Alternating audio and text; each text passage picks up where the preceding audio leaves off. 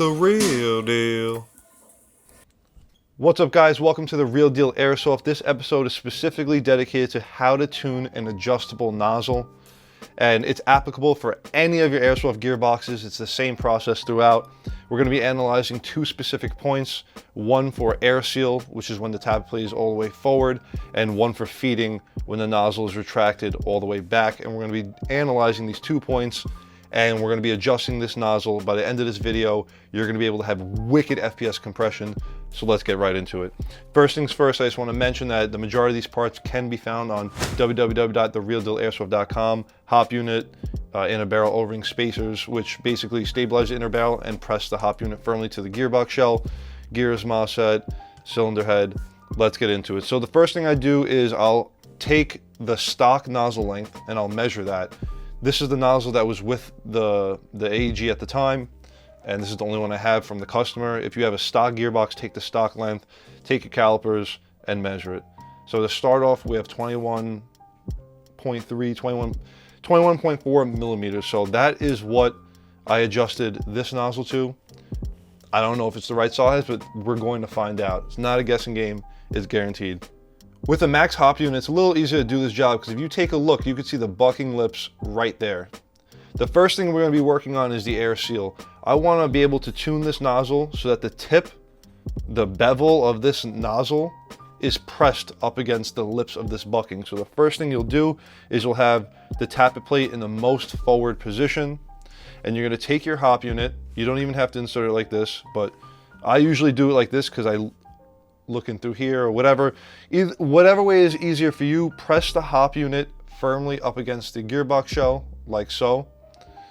And right now through this window, we can see the nozzle and how it lines up. All right, so right now the nozzle is in the most rearward position. You can see the bucking clips, and I'm pushing the nozzle forward. And honestly, it's pretty spot on perfect right now. 21.4 seems to be perfect. I'm gonna take a secondary look off camera just to ensure. Actually, let me do it right now. So something I'm looking for right now with the hop unit firmly pressed against the gearbox shell is I'm pushing the tappet plate forward, and I see that it makes contact with the bucking lips, but it seems like it may be a little bit too long because there's a lot of tension here and the tappet plate is not all the way forward. You see that?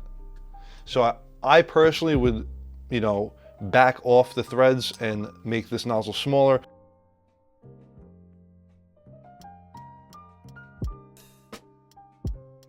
I'm gonna actually reduce the size by screwing it in a little bit. So that was 1 millimeter of an increment. Amazing. I want to see if when the nozzle's in the most rearward position, like when it's cycling, if there's clearance. If there is clearance, if the nozzle goes back and retracts past this feed ramp, then we're good to go. So we're going to simulate the gear cycling, right? And the cam right here is going to pull the tappet plate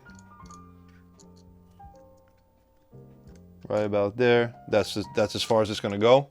That's the most rear position that your system's going to be. As the gears are cycling, it pulls the tappet plate back, hoping that your BB will pop up. Now what I'll do is I'll do the same thing. I'll press it firmly up against the gearbox shell, but instead, for my personal viewing, I'll rotate the hop unit like this, and I'm going to look inside. It's clear. It will feed. I can guarantee you it will feed. Let me get you a better angle. All right, boys. You see how you cannot see the nozzle? Let me push the nozzle forward, and it comes into the system and goes forward. Now let me simulate the gear cycling. See how the nozzle is not blocking the path of the BB if it were to go forward? That's exactly what we want. Boom. So I believe right now the nozzle is tuned to be perfect. I'm gonna cycle the tappet plate forward again. That's contact with the bucking lips.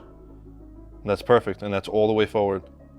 That's literally perfect. Before, the nozzle was putting hella tension on the hop unit because it was pressed too tightly against these bucking lips.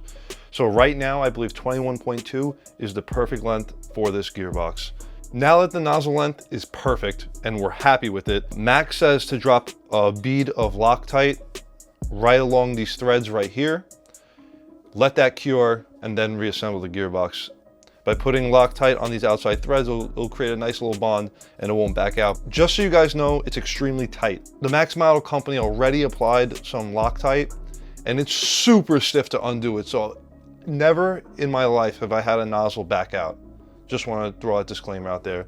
Never. Even on the DSGs, they always kept their length. So guys, to summarize it, the two things you're looking for is the seal of the nozzle to the bucking lips in the most forward position with the hop unit pressed firmly up against the gearbox shell.